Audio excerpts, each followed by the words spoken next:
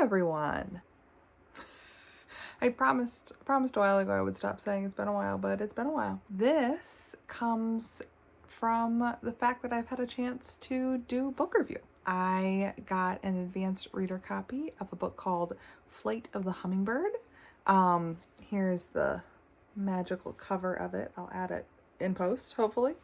And I got this as an advanced reader copy from Huitzilin, the company that I did a book review a couple months, almost a year ago, I feel like at this point.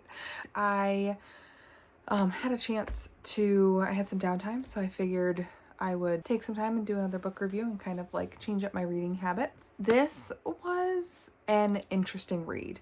I'm gonna really not talk about the plot as much, just to keep this as spoiler-free as possible. I'll link to the website and the book description down below, just so you have that if you are interested in reading it. It is described as a historical fiction novel. Format for the book was really, really interesting, and that's kind of what I had a hard time settling into. I would say I probably give this book between 3.5 and 4 stars. I feel like it's going to take me another full read through to really enjoy and kind of grasp the idea of this basically folktale retelling. It is a folklore historical fiction piece told from a more first-person point of view. So like there's a narrator telling this tale from their perspective, which is a really, really interesting concept. This was written more like a historical history novel, telling this folktale and folklore piece over the course of X amount of years. And it was chunked up like a textbook. There are appendices and citations and things to kind of give definitions and insight into some of these words, because there's a lot of Aztec pieces to it. It's an Aztec folklore historical retelling. I printed off a couple things because I had access to the PDF, having access to advanced reader copy. The like kind of tag on the book is an Aztec tale of fire and rain and the end of the fifth sun. So it's this folklore retelling story, but in the form of it has like the preface of a historical fiction novel, but it's actually like it's set up more like a textbook. Reading the author's note, it makes a lot of sense because the author was a lawyer for over 40 years. So like that's the like energy that this author has, and like that's their style of their comfort in writing is more kind of like official.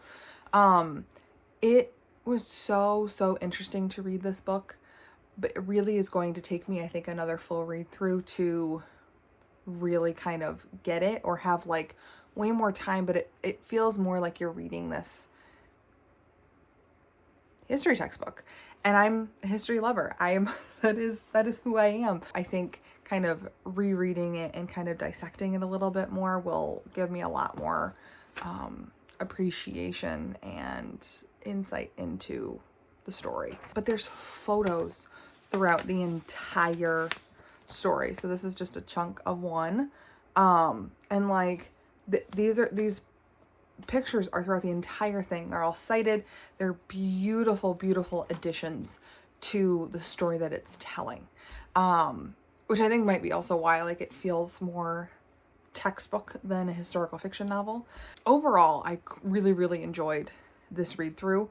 I think I'm going to eventually reread it and just kind of try and decipher it and like look at it with a fresh lens of, I already have read it once, so now I can kind of reread it knowing what I'm going into from the beginning, because it took me a while to get into it because I was expecting a historical fiction novel and it turned into a historical fiction retelling of a folktale in the form of a history textbook. At least that's how I interpreted it.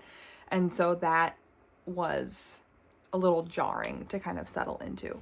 But I think overall the story was really fascinating to read. So I think 3.5, 4 stars-ish is kind of where I've landed in terms of this book, because I really did enjoy it. It just took me a really, really long time to kind of settle in just because of the structure of the story. It's not what I was expecting.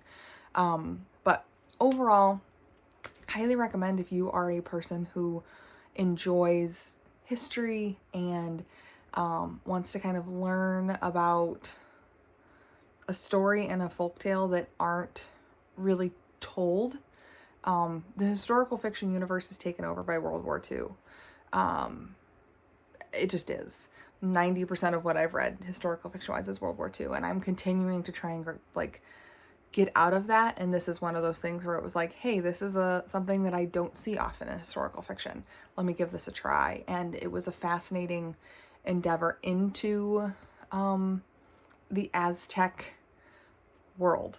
And I mean, it takes like, it's told in like the 1400s, so like that's also not a time frame where we get a lot of historical fiction. So highly recommend this if you are a person who really enjoys history and delving into something that you don't traditionally get to delve into in the historical fiction world. But don't walk in expecting a historical fiction novel.